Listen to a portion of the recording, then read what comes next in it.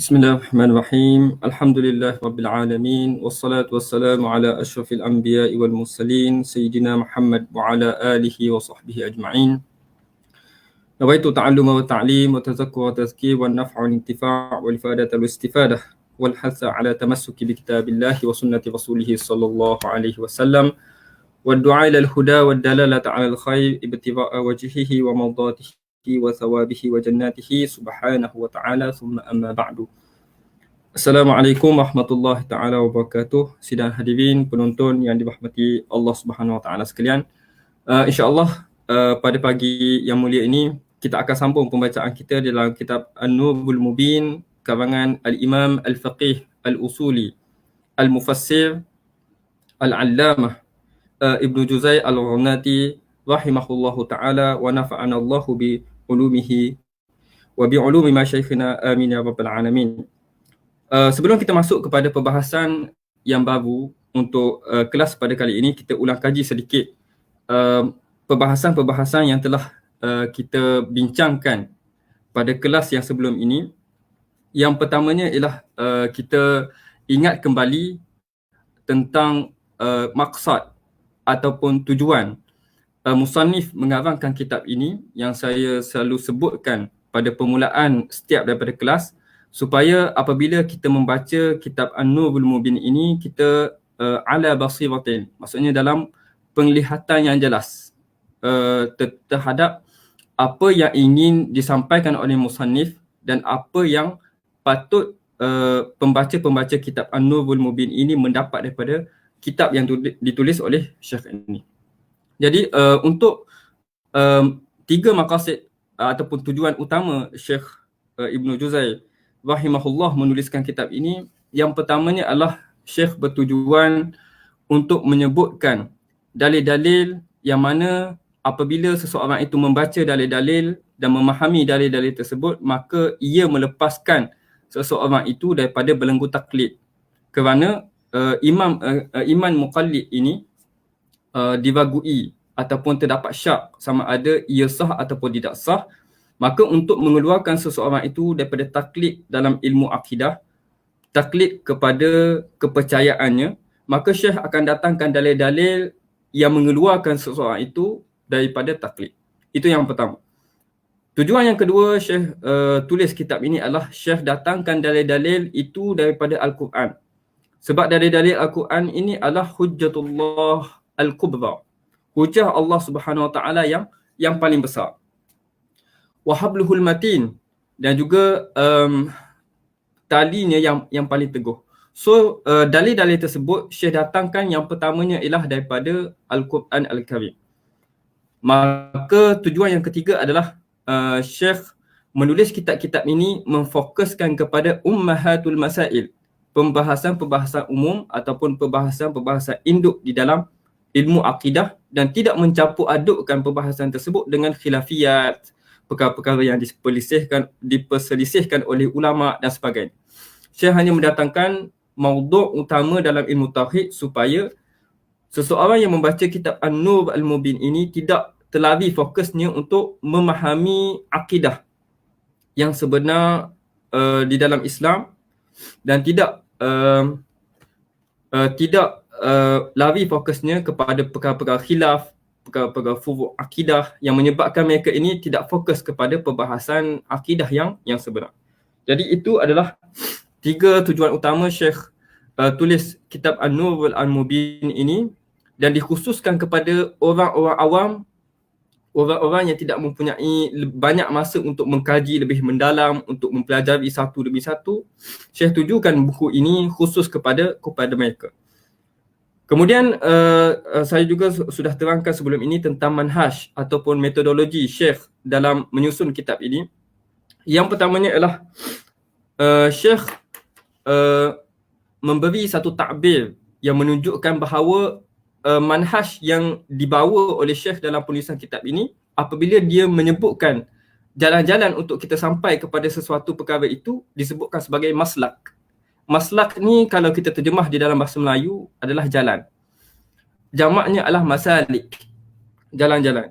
Jadi takbir Syekh menggunakan maslak ataupun al-masalik itu menunjukkan bahawa Syekh nak pimpin para pembaca dan juga para pelajar yang belajar kitab An-Nurul Al-Mubin ini satu demi satu sampailah kepada dalil yang kuat yang dapat mencapai kepada maksud yang disampaikan, 3 maksud yang disampaikan oleh musannif pada awal kitab tersebut. Jadi Syekh akan memimpin satu persatu sampailah seseorang itu faham dalil, mampu hadam dalil dan juga mampu berhujah dengan dalil tersebut, dan dengan perkara tersebut mampu melepaskan dia daripada belenggu taklid. Jadi Syekh dalam manhajnya yang pertamanya ialah dia akan mendatangkan tajuk bagi satu fasal. Contoh fasal untuk menyabitkan kewujudan Allah Subhanahu Wa Taala, fi isbati wujudillahi taala. Fasal yang mana kita nak mensabitkan kewujudan Allah Subhanahu Wa Taala. Syekh akan mulakan dengan tajuk fasal tersebut. Kemudian Syekh akan bawakan ayat-ayat Al-Quran yang berkaitan dengan tajuk tersebut. Syekh akan bawa banyak daripada dalil-dalil Al-Quran Al-Karim, ayat-ayat yang menunjukkan untuk menguatkan tajuk fasal tersebut. Datangkan dalil daripada Al-Quran Al-Karim. Itu yang pertama. Yang keduanya ialah Syekh selepas daripada Syekh menyatakan ayat-ayat Al-Quran tersebut, Syekh akan memimpin kita untuk mentadabbur ayat tersebut. Syekh akan datangkan bagaimana kita nak memahami, bagaimana kita nak menghayati, bagaimana kita nak meneliti ayat-ayat yang telah disenaraikan oleh Syekh tersebut. Dan yang ketiganya ialah selepas mana datangkan ayat Al-Quran, pimpin macam mana nak tadabbur ayat-ayat tersebut. Yang ketiga, Syekh datangkan, andaikan ada soalan-soalan yang datang daripada pembaca selepas mana penerangan yang jelas tersebut, mungkin ada persoalan dan juga pertanyaan daripada pembaca terhadap apa yang dijelaskan oleh Syekh, maka Syekh datangkan. Dia kata mungkin para pembaca akan bertanya soalan pertama, soalan kedua dan soalan ketiga. Syekh akan datangkan soalan-soalan yang mungkin pembaca terkeliru ataupun pembaca tertanya-tanya daripada penjelasan yang awal daripada Syekh. Kemudian Syekh akan jawab satu persatu soalan tersebut. Soalan pertama sekian, maka jawapannya adalah pada sudut yang pertama kita jawab macam ni, pada sudut yang kedua kita jawab macam ni, pada sudut yang ketiga kita jawab macam ni. Maka Syekh datangkan jawapan terus untuk kita memahami dengan menghadam sepenuhnya perbahasan yang dibawa oleh Syekh. Jadi seperti mana kita sebut pada kelas sebelum ni, sesiapa yang membaca kitab ini secara sardan, secara terus, tidak berhenti sama ada untuk meneliti ataupun untuk mendalami, itu pun sudah memberi manfaat. Kita baca secara terus, ikut step Syekh. Syekh datangkan ayat Al-Quran, Syekh suruh kita tadabbur, Syekh datangkan persoalan, Syekh jawab persoalan tersebut. Kita ikut step, membaca step Syekh dalam menulis kitab ini, maka itu sudah memberi manfaat yang besar kepada kita untuk melepaskan kita daripada taklid dalam ilmu akidah. Jadi itu adalah manhaj pertama, manhaj penulisan Syekh dalam menulis kitab ini. Jadi kita sebut sebelum ni bahawa fasal yang pertama adalah fi isbati wujudillahi ta'ala. Fasal yang pertama Syekh nak isbatkan kewujudan Allah Subhanahu Wa Ta'ala. Pertama sekali bagi seorang kita sebagai seorang Muslim adalah percaya bahawa Allah Subhanahu Wa Ta'ala itu wujud terlebih dahulu. First sekali adalah mesti percaya bahawa Allah Subhanahu Wa Ta'ala itu wujud. Jadi fasal yang pertama Syekh bawa daripada nak bawa kepada akal kita dalil-dalil yang menyabitkan bahawa Allah Ta'ala itu wujud. Sebab ada dalam kalangan kita yang bertaklid Allah Ta'ala itu wujud. Apabila ditanya kepadanya apa dalil, berikan saya dalil bahawa Allah Ta'ala itu wujud, Allah Ta'ala itu ada.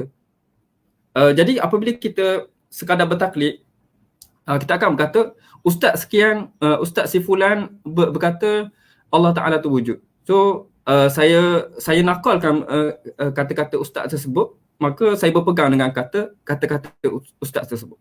Jadi ini disebut sebagai taklid. Adapun untuk melepaskan diri kita daripada belenggu taklid, kita datangkan dalil. Apakah dalil? Apakah bukti? Supaya orang yang mendengar tersebut dia mendapat dalil-dalil itu terus daripada kita sebagai kepercayaan, penguat kepada kepercayaan dan juga i'tikad kita. Jadi yang pertamanya adalah kita dah sebut sebelum ni, al-maslakul awal. Jalan yang pertama Syekh nak memberi hujah dan juga nak memberi dalil kepada kewujudan Allah Subhanahu Wa Taala adalah melihat kepada kepelbagaian makhluk yang ada di dunia ini. Lihat kepada makhluk-makhluk yang Allah Taala ciptakan. Daripada haiwannya, daripada langitnya, daripada tumbuh-tumbuhannya, daripada manusianya. Dan juga daripada makhluk-makhluk ini terdapat pelbagai spesies. Banyak spesies. Contohnya spesies serangga terlalu banyak, tidak terhitung banyaknya. Dan juga spesies-spesies binatang seperti kambing, seperti lembu, seperti kerbau, banyak-banyak spesies. Dan begitu juga manusia yang Allah Taala ciptakan dengan pelbagai bangsa, warna kulit, pelbagai bentuk badan, saiz dan sebagainya. Jadi semua kepelbagaian makhluk dan juga kepelbagaian spesies yang Allah Taala ciptakan itu makhluk yang diciptakan itu menunjukkan kepada annalaha sani'an sana'aha. Menunjukkan kepada adanya seseorang ataupun adanya sesuatu yang menciptakan makhluk tersebut. Dan ada sesuatu yang mentadbir urus segala sistem yang sangat sistematik ini. Maka perkara tersebut akan membawa kita kepada kepercayaan bahawa wujud sesuatu. Pertama ialah kita katakan wujud sesuatu yang mewujudkan perkara yang sangat ajaib ini. Bagi kita sebagai manusia sangat ajaib. Dengan kepelbagaian makhluknya, dengan kepelbagaian spesiesnya dan juga sebagainya, menunjukkan bahawa adanya sesuatu yang menciptakan makhluk-makhluk ini. Baik, itu yang pertama. Dan kemudian Syekh menyebutkan bahawa jika kita nak iktibarkan ataupun mengambil ibrah daripada alam ini sangat luas. Daripada sebesar-besar alam disebut sebagai alamul ulwi, daripada angkasa, daripada galaksi, daripada langit-langit, bintang-bintang, planet-planet, sangat besar. Dan kepada sekecil-kecil alam, iaitu sel dan juga mikrobakteria dan sebagainya, benda-benda yang kecil. Daripada sekecil-kecil alam dan juga sebesar-besar alam ini sangat luas untuk kita mentadabbur. Jadi Syekh katakan bahawa jika sekiranya alam ini besar untuk kita untuk mentadabbur, untuk kita melihat di sebalik daripada penciptaan alam ini, kita mestilah bermula dengan apa yang paling dekat dengan kita. Apa yang paling dekat dengan kita? Apakah perkara yang paling dekat kepada kita? Kata Syekh, wanzur waffaqakallah ila aqrabil asya' ilaika wa hiya nafsuka. Kata Syekh rahimahullah, jika sekiranya alam ni besar, maka mulalah dengan apa yang paling dekat daripada kamu, iaitu diri kamu sendiri. Dan Allah Ta'ala sebut wa fi anfusikum afala tubsirun. Dan pada diri kamu ini, wa fi anfusikum, penciptaan diri kamu ini, tidakkah kamu tubsirun ni basirah, maksudnya melihat dengan mata hati. Tidakkah kamu melihat, bukan sekadar melihat, tapi meneliti, mentadabbur dan juga mendalami, lebih mendalam penciptaan manusia, iaitu daripada setitis air sahaja menjadi satu sistem ataupun satu tubuh badan manusia yang sangat kompleks, dengan jantungnya, dengan paru-paru, dengan buah pinggang, dengan usus dan sebagainya, menjadi satu sistem yang kompleks daripada hanya setitis air sahaja. Jadi perkara ini tidak dilakukan dengan sendirinya, mesti ada sesuatu yang menjadikannya dan juga menyusun atur kedudukan jantung, kedudukan hati, kedudukan paru-paru. Ini mesti ada pentadbir dan juga penyusun atur yang mentadbir kedudukan-kedudukan ini berada dalam satu sistem yang sangat sistematik dan juga tidak saling bertembung antara satu sama lain. Jadi Syekh mengajak kita untuk melihat kepada mentadabbur diri kita terlebih dahulu sebelum kita mentadabbur kepada alam yang lebih luas, kepada penciptaan pokok, kepada penciptaan gunung ganang, kepada penciptaan angkasa, langit dan juga dan sebagainya. Jadi apa yang kita dapat ambil manfaat daripada apa yang disebutkan Syekh ini adalah bahawa sesuatu setiap sesuatu itu menunjukkan kepada kewujudan Allah Subhanahu Wa Taala. Setiap sesuatu, apabila kita tengok kepada sesuatu, jika kita tengok dengan basirah, dengan mata hati, maka dia akan menyampaikan kita kepada Allah Subhanahu Wa Taala, pencipta kepada sekalian alam. Kata Syekh Ali Jumaah Hafizahullah Ta'ala bahawa kitab Allah Subhanahu Wa Ta'ala ini terbahagi kepada 3.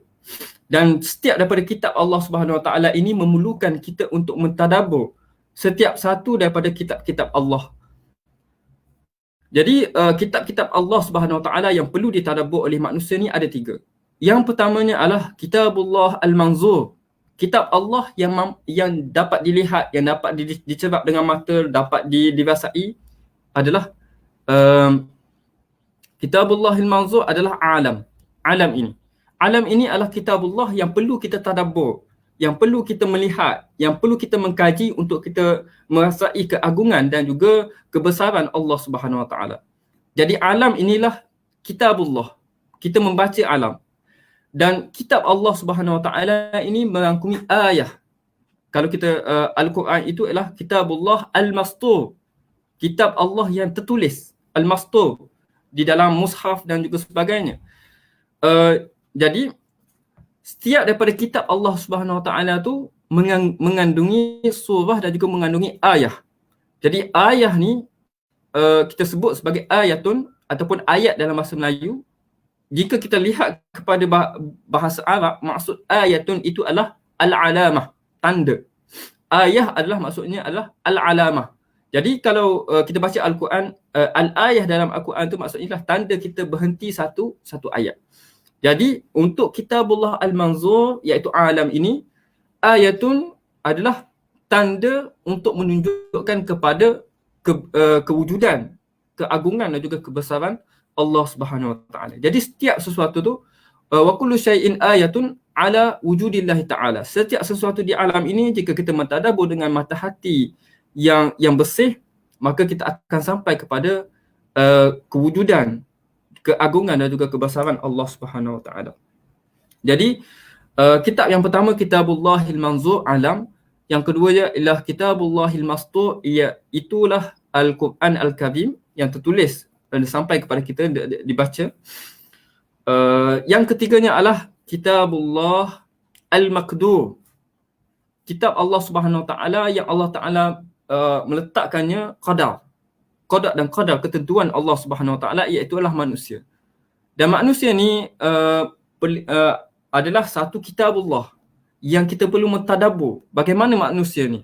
Iaitu apabila kita mentadabbur manusia, kita akan bertanya tentang 3 soalan yang besar tentang manusia. Manusia secara general, bukan merujukkan kepada mana-mana manusia secara khusus.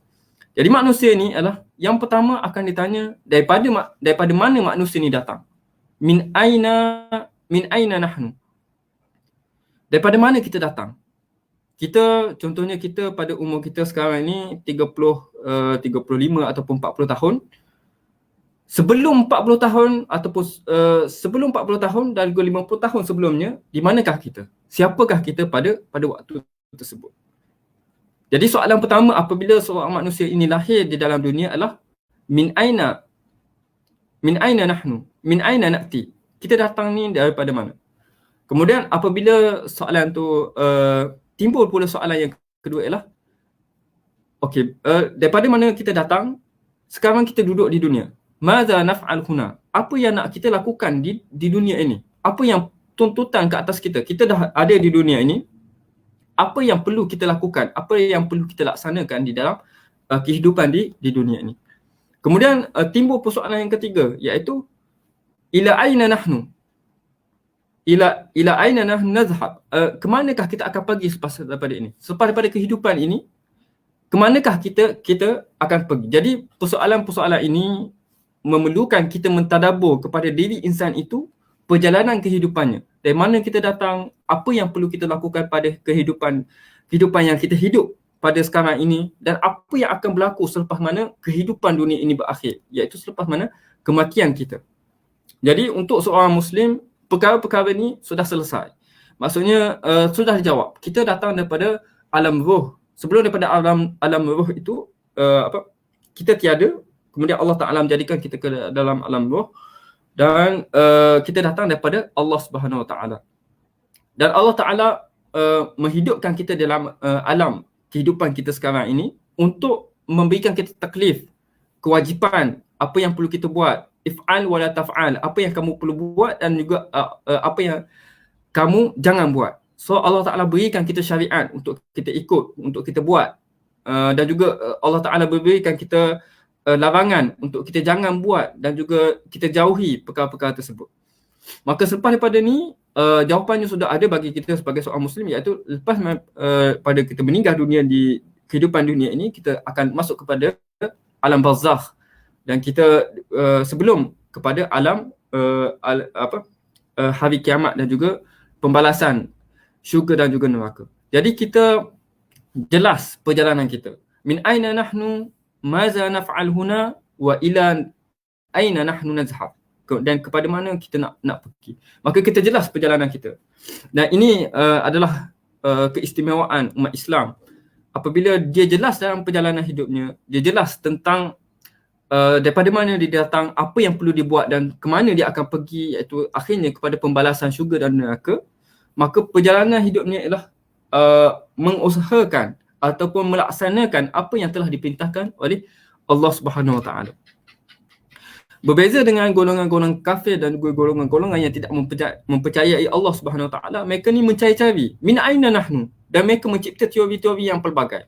Mereka contohnya teori yang masyhur, teori Darwin, mengatakan manusia ini datang daripada evolusi haiwan, daripada binatang, kemudian berubah menjadilah manusia. Maka mereka ni mencari-cari tentang min aina nahnu, dan mereka tidak sempat untuk menanyakan maza naf'al huna, ataupun mereka mengatakan bahawa tak apa, kita min aina nahnu tu kita tinggalkan, maza naf'al huna. Maka mereka berijtihad apa yang nak mereka lakukan dalam kehidupan ini. Maka mereka tidak mempunyai vision untuk alam yang seterusnya, iaitu alam akhirat. Maka mereka di dunia ini memperlakukan dunia seolah-olah hanya dunia sahaja yang alam yang kekal bagi mereka. Selepas pada mereka mati, maka tidak ada lagi kehidupan yang seterusnya. Maka daripada kepercayaan inilah membezakan di antara, dan juga membezakan di antara seorang Muslim dan juga seorang yang tidak beriman kepada Allah Subhanahu Wa Ta'ala. Jadi itu adalah penjelasan dan juga penerangan daripada ayat-ayat Al-Quran yang dibawakan oleh Imam Ibn Juzay rahimahullah ta'ala. Kemudian seperti mana kita sebut tadi, Syekh akan pimpin kita. Yang pertama, datangkan ayat Al-Quran. Yang keduanya ialah datangkan cara untuk mentadabbur dan juga memahami dan meneliti ayat-ayat tersebut. Dan yang ketiganya ialah Syekh akan mendatangkan soalan-soalan. Syekh mengandaikan soalan-soalan yang mungkin timbul daripada pembaca, daripada pembacaan dan juga pembelajaran kitab An-Nurul Mubin ini. Jadi Syekh bawakan soalan yang pertama. Kata Syekh rahimahullah ta'ala, walisaili an yas'ala hahuna thalathata su'alatin. Daripada penerangan yang aku telah terangkan tadi, mungkin penanya akan ingin bertanya tentang 3 soalan. Syekh bawakan dalam fasal ini 3 soalan. Baik, kita tengok satu persatu. As-su'alul awal. Soalan yang pertama. In qila mad dalilu anna hadhihi al-mawjudati muhdatsatun ba'da an kanat ma'dumatan.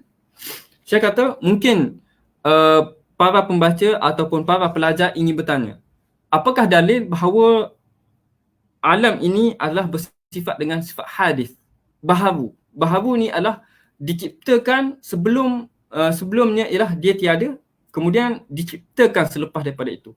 Maksudnya ialah ada selepas tiada. Pada mulanya tiada, kemudiannya Allah Ta'ala menjadikan dia, maka dia ada. Soalan ni, jika kita nak faham lebih jelas adalah kenapa alam ini tidak terjadi dengan sendirinya. Tidak bolehkah alam ni dia tidak dijadikan? Maksudnya alam ni adalah wujud. Tidak ada awal, wujud sejak azali, tidak ada awal dan juga kekal selama-lamanya. kenapa soalannya kita nak faham balik dengan cara yang lain adalah kenapa tidak boleh alam ini wujud sejak azali dan juga kekal selama-lamanya. Kenapa perlu diciptakan? Soalannya adalah kenapa muhdas? Kenapa ia perlu diciptakan? Apakah dalil bahawa ia perlu diciptakan? Kenapa tidak dia wujud sejak azali dan dia akan kekal kepada selama-lamanya? Baik, untuk jawab soalan ini, kita kena tahu bahawa statement kita tadi tu iaitu wujud sejak azali dan kekal selama-lamanya itu disebut di dalam ilmu tauhid sebagai qadim. Sesuatu yang qadim. Diterjemah di dalam bahasa Melayu yang bersifat sedia kala. Maksudnya wujud sudah wujud sejak azali, tidak ada permulaan dan akan kekal selama-lamanya, tidak ada penghujung. Maka ini disebut sebagai qadim. Adapun selain daripada tu adalah hadis. Maksudnya dicipta. Mula daripada tiada, kemudian ada, maka itu adalah hadis. Jadi kita ada dua sekarang ni, iaitu yang pertama hadis, iaitu wujuduhu ba'dal adam. Wujud selepas mana tiada. Maksudnya tiada, kemudian tiba-tiba satu waktu ia wujud. Maka itu disebut sebagai hadis. Dan wujud sejak azali dan juga kekal selama-lamanya itu kita sebut sebagai qadim. Sedia kala, kekal sedia kala. Jadi soalannya kita baca balik, in qila, jika ditanyakan mad dalilu ala anna hadhihi al-mawjudati muhdatsatun, apa dalil bahawa alam ini diciptakan? Hadis ba'da an kanat ma'dumah, selepas mana dia sebelum ini tiada. Kemudian kata Syekh, fal jawabu anna dalila ala dhalika min wajhain. Kata Syekh rahimahullah, jawapan kepada persoalan ini akan aku terangkan dalam dua wajah, dua cara. Kita nak jawab soalan ni tadi dalam dua cara.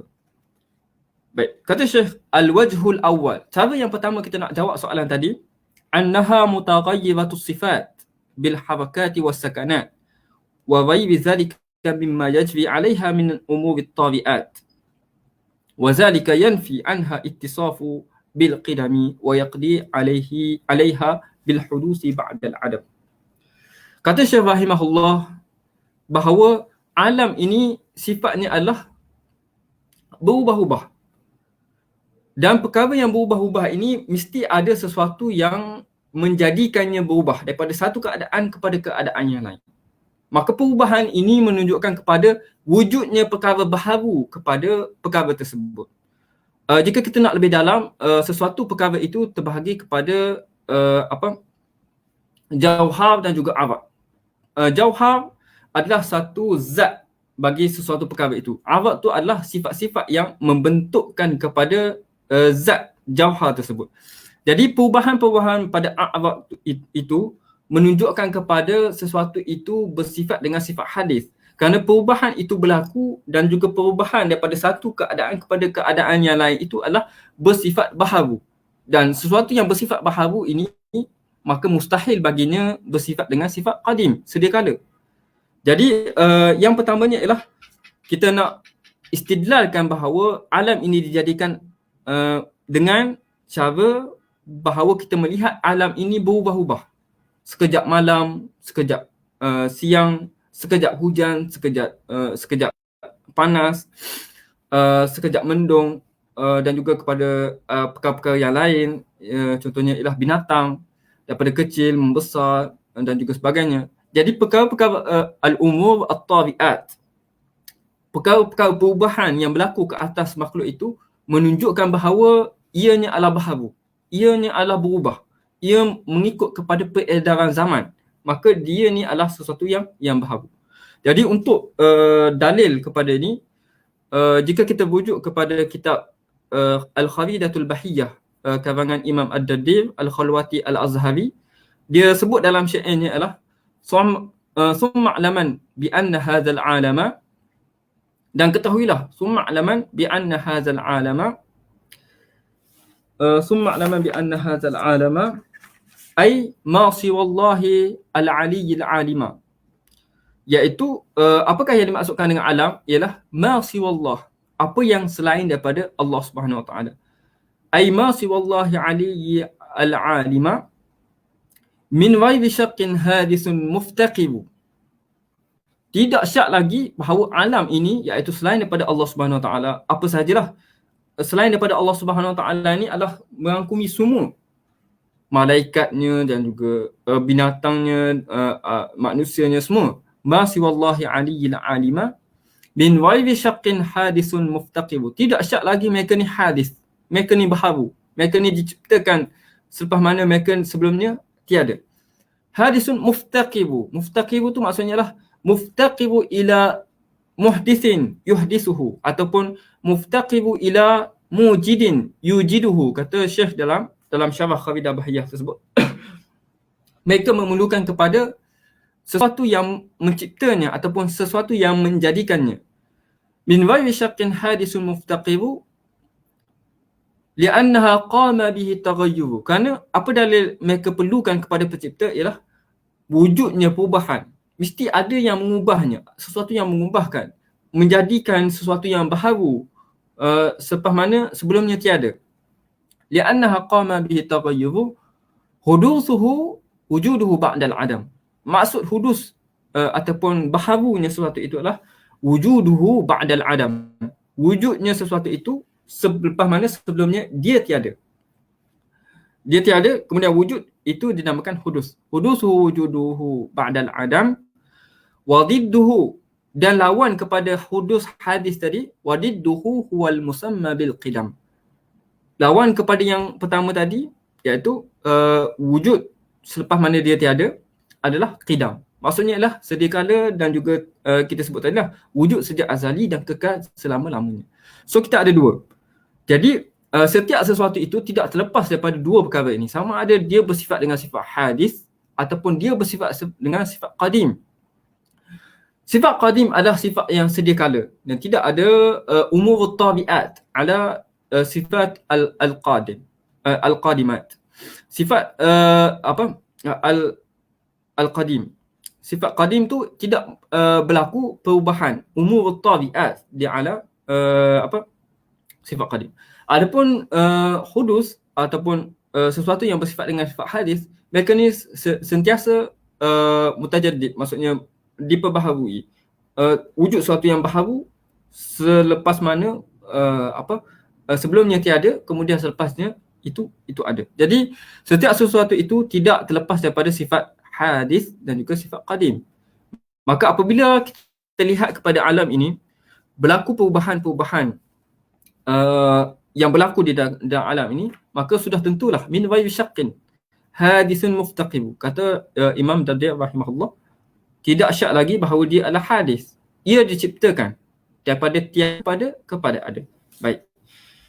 Kemudian Syekh bawakan contoh daripada Al-Quran untuk menguatkan penyataan kita tadi bahawa alam ini apabila kita melihat perubahannya, maka dia tidak menunjukkan kepada sifat qadim, sifat yang kekal sedia kala tersebut. Syekh bawakan tentang kisah Nabi Ibrahim alaihissalam.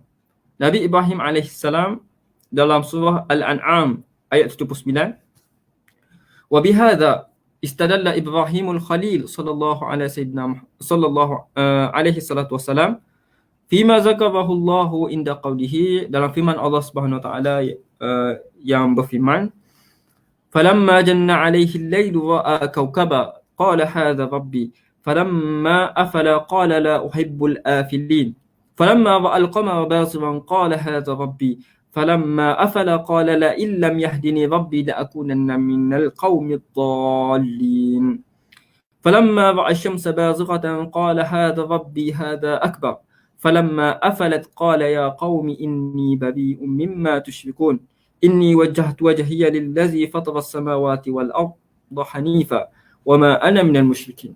Ini kata-kata Nabi Ibrahim alaihissalam, di mana Allah Subhanahu wa taala menceritakan tentang Nabi Ibrahim alaihissalam yang dalam keadaan dia mencari siapakah Tuhannya. Nanti kita akan sebut apakah takwilan kepada perbuatan Nabi Ibrahim ini. Yang pertama ialah Nabi Ibrahim alaihi salam melihat kepada kaukab, kepada bintang-bintang. Falamma janna alaihi al-lail, apabila telah gelap waktu malam, ra'a kaukaba qala hadza rabbi, dia lihat kepada bintang-bintang di langit, dia kata inilah Tuhanku. Dan apabila waktu siang bintang-bintang itu hilang, maka dia kata la uhibbul afilin, aku tidak suka kepada sesuatu yang tenggelam, sesuatu yang hilang, sesuatu yang tidak kekal. Falamma ra'al qamara, pada seterusnya Nabi Ibrahim melihat kepada bulan, baziran qala hadza rabbi, kata Nabi Ibrahim inilah Tuhanku. Kemudian apabila tiba siang, falamma afala qala la illam yahdini rabbi la akunanna minal qaumid dhalin, kalaulah Allah Taala tak bagi hidayah kepada aku, sebab mana dia melihat bulan itu tenggelam, kalaulah Allah Taala tak beri hidayah kepada aku, sesungguhnya aku termasuk daripada golongan-golongan yang sesat. Kemudian pada siang hari dia melihat kepada matahari, falamma ra'a syamsa bazighatan qala hadza rabbi, inilah Tuhanku. Hadza akbar, ini lebih besar daripada bulan, lebih besar daripada bintang yang dilihat daripada bumi. Falamma afalat qala ya qaumi inni bari'un mimma tusyrikun, dan apabila matahari ini terbenam pada waktu malam, maka Nabi Ibrahim alaihi salam kata, aku berlepas diri daripada apa yang disyirikkan ataupun disekutukan oleh kaumku. Ya qaumi inni bari'un mimma tusyrikun. Dan daripada perkara ini kita melihat bahawa Nabi Ibrahim beristilahkan dengan at-taghayyur, perubahan yang berlaku pada alam ini menunjukkan kepada suatu hadis, tidak kekal, tidak dia bersifat dengan sifat baharu. Maka sesuatu yang berubah, maka dia adalah hadis. Dan hadis kita sebut tadi ialah muftaqiru ila muhdisin yuhdisuhu, dia memerlukan kepada orang yang membaharukannya ataupun menjadikan sesuatu yang baharu ke atas dirinya. Maka apabila dia muftaqir, maka dia bukanlah bersifat dengan sifat yang sempurna. Jika sekiranya dia berhajat kepada orang yang memperbaharui ataupun menjadikan sesuatu baharu kepada dirinya, maka ini menunjukkan bahawa dia tidaklah mempunyai kuasa dan juga tidak mempunyai kesempurnaan tersebut. Jadi hadis tidak selayaknya untuk menjadi sembahan ataupun menjadi Tuhan kepada manusia yang juga bersifat dengan sifat hadis. Jadi daripada cerita Nabi Ibrahim AS ini menunjukkan bahawa perubahan itu adalah menunjukkan kepada sifat hadis kepada sesuatu yang berubah tersebut. Jadi kita nak faham balik, timbul persoalan, betulkah Nabi Ibrahim AS ini dia tak kenal siapa Tuhannya, sehingga dia lihat kepada bintang, dia kata ini Tuhanku. Dia lihat kepada bulan, ini Tuhanku. Dia lihat kepada matahari, dia kata ini Tuhanku, ini lebih besar. Adakah Nabi Ibrahim AS sebagai selaku Abul Anbiya, bapa bagi segala para Nabi, ini tidak tahu tentang siapakah Tuhan yang sebenar? Kata Syekh mendatangkan ataupun jawapan kepada persoalan yang kita soalkan tadi. Fa'annahu lamma ra'a al-kawkaba wal qamara wa syamsa qad afalat wa taghayyarat an haliha alima annaha muhdatsatun. Dia melihat kepada perubahan yang berlaku pada bintang-bintang, bulan dan juga matahari itu. Nabi Ibrahim AS tahu bahawa dia adalah muhdas, sesuatu yang dicipta ataupun baharu. Ustadallah biha ala muhdisiha, dan dia beristilahkan daripada tersebut bahawa dia ada sesuatu yang menjadikan. Wajabalahu fi sibahu qabla al-bulughi wat taklif. Kata Syekh, jawapan yang pertama tentang soalan adakah Nabi Ibrahim tak kenal siapa Tuhannya. Yang pertama adalah perkara itu berlaku, yang ditanya peristiwa tadi berlaku adalah pada ketika Nabi Ibrahim AS ketika masih lagi kanak-kanak, kecil lagi, masih belum balik lagi, maksud akalnya belum dapat mencerap pengetahuan yang lebih banyak lagi. Maka dia melihat kepada apa yang zahir padanya sahaja. Maka orang kanak-kanak yang tidak balik ni, maka tidak ada taklif padanya, tidak ada dosa, tidak ada perhitungan pahala dosa syirik ataupun betul ataupun sebagainya, betul i'tiqad ataupun sebagainya, maka tidak ada taklif. Maka Nabi Ibrahim AS sebagai kanak-kanak yang melihat kepada alam, min haqqihi an yas'al, pada haknya untuk dia mencari dan juga bertanya, adakah ini Tuhanku, adakah ini Tuhanku, maka itu tidak menjadi dosa kepada Nabi Ibrahim AS. Jadi ini jawapan yang pertama. Waqila, dan jawapan yang kedua, kita nak kata adakah Nabi Ibrahim ni tak tahu siapa Tuhannya, sedangkan dia adalah Abul Anbiya, bapa bagi sekalian Nabi. Waqila bal qala zalika taqriban liqaumihi wa raddan alaihim. Bahkan dia jawapan yang kedua adalah Nabi Ibrahim sekadar menyindir ataupun menjadikan peristiwa tersebut untuk menjawab kepada kaumnya yang menyembah kepada matahari dan juga sebagainya, untuk mereka menyindir, untuk Nabi Ibrahim AS menyindir kepada mereka. Maka Nabi Ibrahim AS sudah tahu, tapi kenapa dia bertanya? Untuk ajar kaumnya, untuk melihat alam, bagaimana untuk beristilal kepada annal alama muhdasatun, bahawa alam ini adalah satu yang baharu. Maka perbuatan Nabi Ibrahim AS tersebut adalah taklim, untuk mengajar kaumnya, untuk merad ataupun mengkritik kaumnya yang menyembah selain daripada Allah Subhanahu Wa Taala. Maka dua-dua jawapan ini kita dapat memahami tentang soalan Nabi Ibrahim AS. Bukanlah Nabi Ibrahim tidak kenal siapa Tuhannya dan sedang mencari-cari siapakah Tuhannya. Tidak. Yang pertamanya ialah jawapannya, Nabi Ibrahim pada ketika itu, peristiwa itu berlaku pada ketika dia kecil, kanak-kanak, dan tidak ada taklif baginya. Dan yang keduanya ialah dia tahu tapi sekadar untuk menjawab ataupun mengajar kaumnya bagaimana cara berfikir yang betul untuk sampai kepada kewujudan Allah Subhanahu Wa Taala. Baik, itu adalah wajah yang pertama. Wajah yang kedua, cara yang kedua, kita nak buktikan bahawa alam ini muhdas, alam ini diciptakan. Wal wajhu tsani anna kull ahadin ya'lam min nafsihi annahu wujida ba'da an kanat ma'duman. Setiap daripada kita tahu bahawa kita ni ada selepas mana kita tiada. Sebelum kita hidup di dunia ni, adakah kita sudah ada? Adakah dalam fikiran kita ni kehidupan yang sebelum daripada kita ada dalam kehidupan kita sekarang ni? Contohnya kita umur 30 tahun. Sebelum 30 tahun, 40 tahun dan juga 50 tahun sebelum daripada ini, adakah kita wujud pada ketika itu? Kita sudah tentu dapat memberikan jawapan yang takkid, jawapan yang jelas bahawa kita ni pada 40 dan juga 50 tahun sebelum daripada ni lah kita tiada.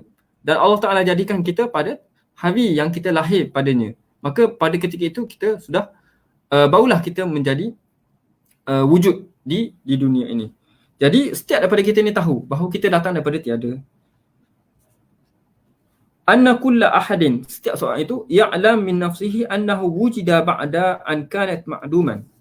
Dia melihat, dia mengetahui bahawa dia datang daripada tiada. Wa yushahadu dhalika fi ghaibihi, dan dia lihat juga kepada orang lain, anak-anak kita dan juga kawan-kawan kita ataupun anak-anak kawan kita, bahawa mereka ni lahir sebelumnya ialah dia tiada, kemudian dilahirkan ke dunianya, maka selepas lahir itulah wujudnya dia di dalam kehidupan dunia. Firman Allah Subhanahu Wa Taala, hal ata 'ala al-insani hinun min ad-dahr lam yakun shay'an madhkura. Wa qala ta'ala, qala kadhalika qala rabbuka huwa 'alayya hayyun wa qad khalaqtuka min qablu wa lam taku shay'a. Allah Ta'ala menciptakan kita yang sebelumnya walam taku syai'a, kamu ni tidak menjadi sesuatu, bukanlah sesuatu.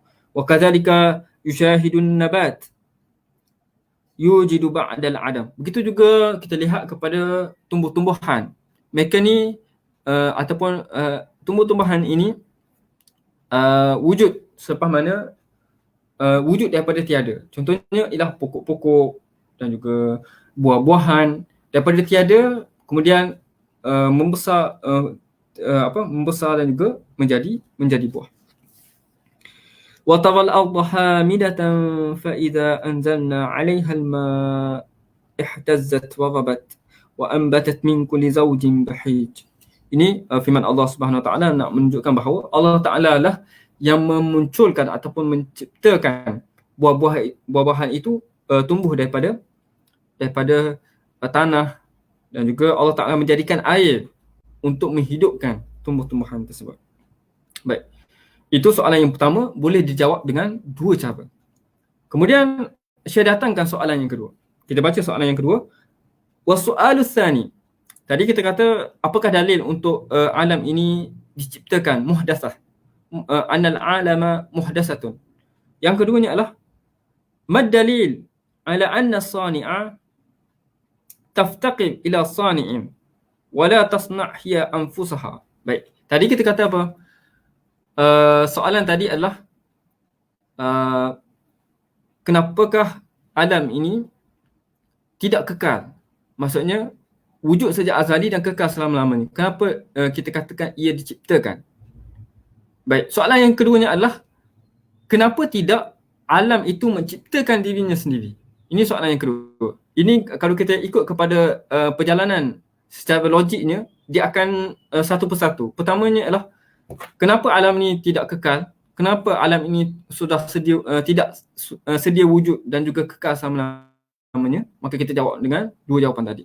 Kemudian soalan tanya, jika begitu, kenapa jika alam ini perlukan kepada pencipta, kenapa tidak alam ini menciptakan dirinya sendiri? Ini soalan yang kedua. Jadi apabila kita ikut flow pengarang ni, maka kita akan terjawab satu persatu persoalan yang timbul. Maka lepas kita baca secara penuh, maka ia memberikan satu keyakinan yang tidak ada keraguan lagi bagi pembaca kitab An-Nur Mubin.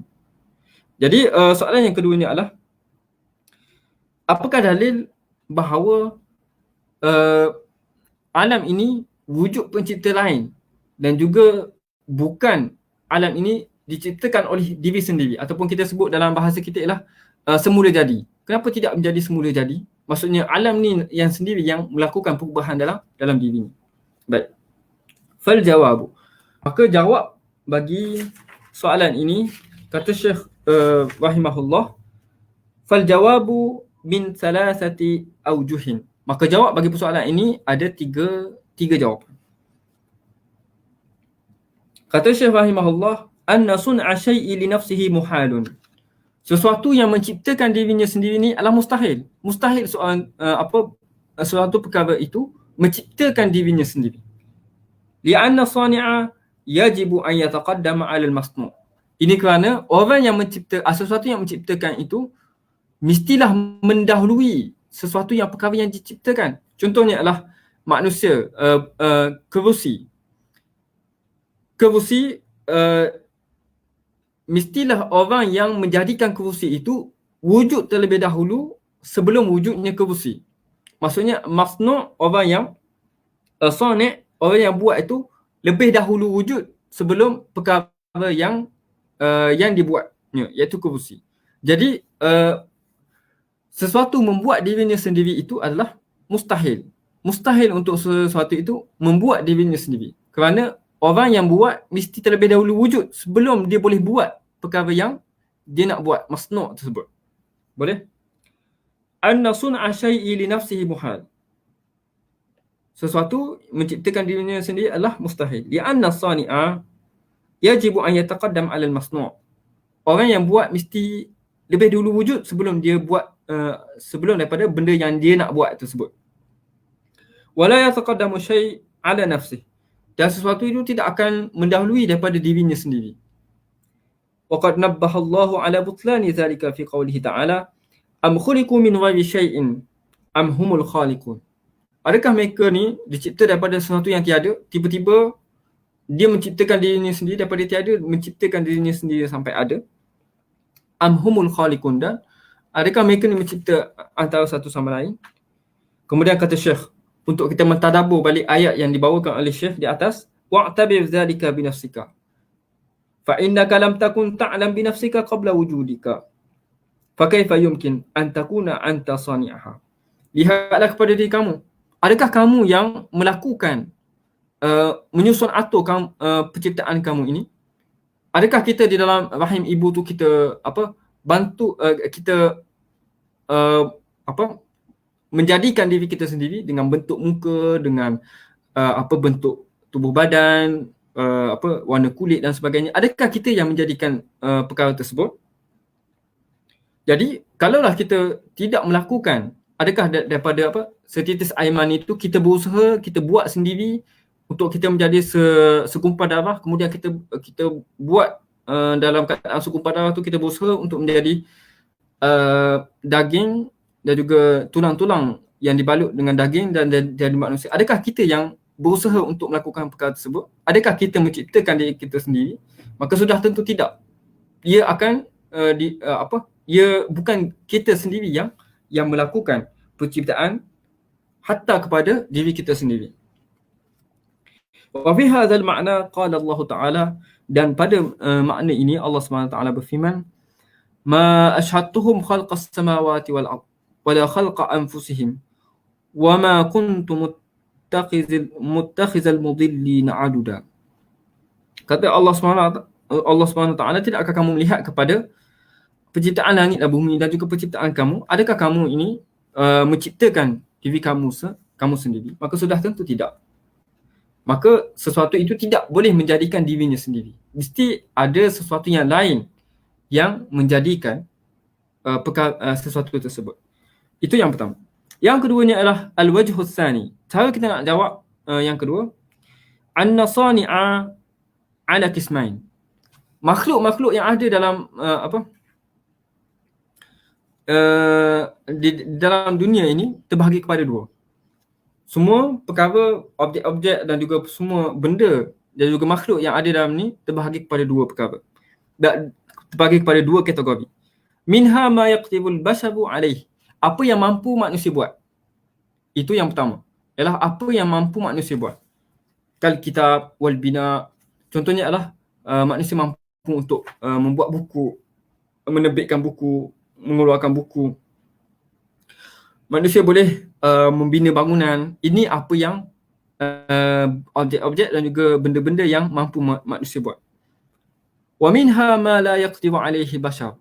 Dan ada benda-benda ataupun perkara-perkara yang tidak mampu dilakukan oleh manusia. Ada dua perkara. Yang pertama yang mampu dilakukan, yang keduanya yang tak mampu dilakukan oleh manusia. Kataswiril insan, nak membentukkan manusia.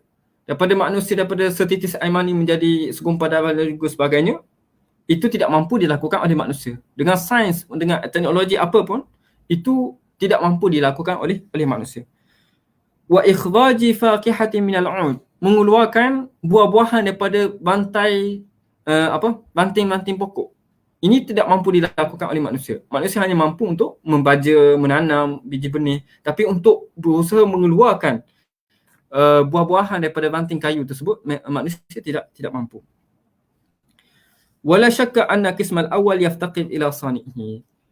Maka tidak syak lagi perkara yang pertama, iaitu yang mampu dilakukan manusia itu, tidak syak lagi mereka memerlukan kepada sani', pencipta yang menciptakannya. Contohnya kerusi. Mesti ada yang menciptakan kerusi. Mesti ada pencipta yang menciptakan kerusi.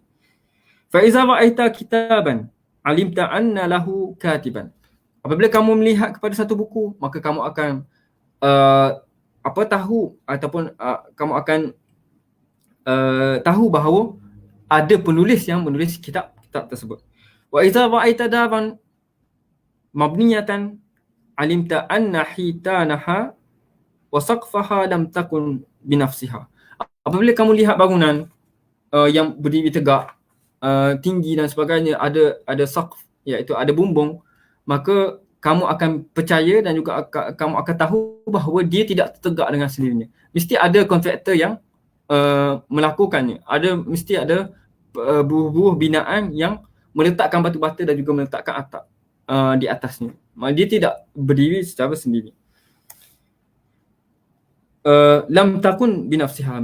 Dia ni tidak dilakukan dengan dirinya sendiri. Fakazalika qismus tsani. Begitu juga kisah yang kedua, iaitu perkara yang tidak mampu dilakukan oleh manusia. Kalaulah perkara yang mampu dilakukan oleh manusia itu perlukan kepada pencipta ataupun pembuatnya, yang keduanya adalah yang tak mampu diciptakan oleh manusia, mesti sudah tentu lebih lagi perlukan kepada pencipta. Kata Syekh, fakazalika qismu tsani yadullu ala sani'ihi wala budda. Tidak mesti ada pencipta yang menciptakan perkara yang tidak mampu dilakukan oleh manusia. Bal dalalatuhu aqwa. Bahkan dalil ataupun dalalah wujud kepada pencipta ini bagi sesuatu yang tidak mampu dilakukan oleh manusia ini adalah lebih kuat lagi, lebih besar lagi daripada perkara yang pertama. Ini kerana cara kita nak faham adalah kalaulah benda yang mudah pun, kalau benda yang mudah yang boleh manusia lakukan pun perlu kepada pencipta, apatah lagi perkara yang kompleks, perkara yang susah, perkara yang tidak mampu dilakukan oleh manusia, maka lebih-lebih lagi memerlukan kepada pencipta. Sesuatu yang lebih susah untuk ataupun mustahil untuk dilakukan manusia, maka lebih-lebih lagi dia memerlukan kepada pencipta. Li'anna san'atahu a'jab. Kerana penciptaannya adalah sangat ajaib, lebih ajaib lagi daripada penciptaan bangunan, penciptaan kitab dan sebagainya. Wa athabul hikmati fihi azhar. Dan hikmah penciptaan perkara yang tidak mampu dilakukan oleh manusia ini adalah lebih jelas. Allah Subhanahu wa taala berfirman, "Allazi khalaqa sab'a samawatin tibaqa ma tara fi khalqi rahmani min tafawut. فارجع البصر هل ترى من فطور ثم ارجع البصر كرتين ينقلب إليك البصر خاسئا وهو حسير." Surah Al-Mulk ayat 3 dan 4. Wa qala ta'ala afalam yanzuru ila as-sama'i fawqahum kaifa banaynaha wa zayyanaha wa ma laha min furuj. Kata musannif rahimahullah, tidakkah daripada ayat-ayat tersebut, tidakkah kita melihat kepada penciptaan-penciptaan yang lebih sulit, yang lebih sukar, yang lebih kompleks daripada itu, maka tidak dapat tidak akan membawa kita kepada wujudnya sani' yang menciptakan perkara yang tidak mampu dilakukan oleh manusia. Itu jawapan yang kedua. Kemudian jawapan yang ketiga dan juga yang terakhir bagi soalan ni, al-wajhu tsalits anna al-'alama kullahu yajuzu min tariq al-'aqli an yakuna mawjudan wa yajuzu an yakuna ma'duman. Baik, alam ini adalah kita sebutkan sebagai jaizul wujud. Harus baginya wujud. Kita ada wajibul wujud, kita ada jaizul wujud, kita ada mustahilul wujud. Jadi alam inilah jaizul wujud. Maksudnya adalah jaizul wujud ni kita mengambil daripada salah satu daripada hukum akal. Hukum akal ada 3, kata Syekh, al-wajibul aqliyyu ma lam yakbali al-intifa' fi zatihi fabtahili wal mustahilu kullu ma lam yakbali fi zatihi as-subutu diddul awwali wa kullu amrin qabilil intifa' wa lis-subuti jaizun bila khafa. Ada 3 hukum akal. Wajib akli, jaiz akli dan juga mustahil akli. Jadi wujudnya alam ini adalah satu yang jaiz akli. Maksudnya jaiz akli ni jika kita lihat kepada ta'rifnya ialah ma yutasawwaru wujuduhu wa adamuh. Yang boleh dibayangkan, yang boleh dita'akul oleh akal wujud ataupun tidak wujud. Alam ni boleh kita bayangkan wujud ataupun tidak wujud. Itu jaizul akli. Jadi apabila dalam keadaan alam ini boleh untuk wujud ataupun tidak wujud, tiba-tiba wujud, maka mesti ada salah satu yang mentarjihkan antara dua ihtimal tersebut, sama ada wujud tak wujud, mesti ada sesuatu yang mentarjihkan kepada wujud berbanding daripada tiada. Jadi kita sebut dalam kaedah ini adalah kita sebut dalam ilmu kalam dan juga ilmu tauhid yang lebih dalam, kita sebut at-tarjih bila muwajjihin muhal.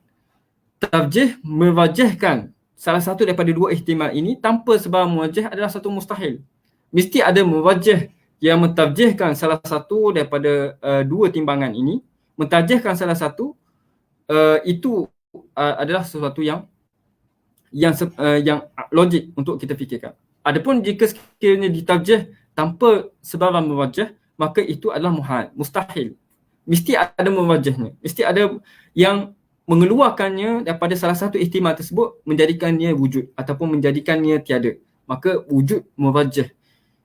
Jadi kata Syekh rahimahullah, أن العالم كله يجوز من طريق العقل أن يكون موجودا ويجوز أن يكون معدوما فكونه موجودا يدل على أنه لا بد ممن وجه وجوده. Ini kata Syekh kata bahawa kaunuhu mawjudan, sifatnya yang wujud, maka menunjukkan bahawa ada sesuatu yang mentarjihkan kewujudannya di atas keadamannya ataupun ketiadaannya. La budda mimman wajjaha wujudahu ala adamih. Qala ta'ala, dan firman Allah Subhanahu wa ta'ala, wa rabbuka yakhluqu ma yasha'u wa yakhtar ma kana lahumul khiyarah subhanallahi wa ta'ala amma yushrikun. Maha suci Allah Subhanahu wa ta'ala daripada apa yang mereka syirikkan. Jadi ini adalah jawapan yang ketiga bagi soalan yang telah dikemukakan, soalan kedua yang dikemukakan oleh Syekh. Tinggal satu lagi soalan bagi fasal ini. InsyaAllah kita akan sambung pada kelas yang akan datang. Moga-moga apa yang disampaikan itu bermanfaat. Kita jumpa untuk kelas yang akan datang. Aqulu qawli hadza wa astaghfirullahal azim li wa lakum. Assalamualaikum warahmatullahi wabarakatuh.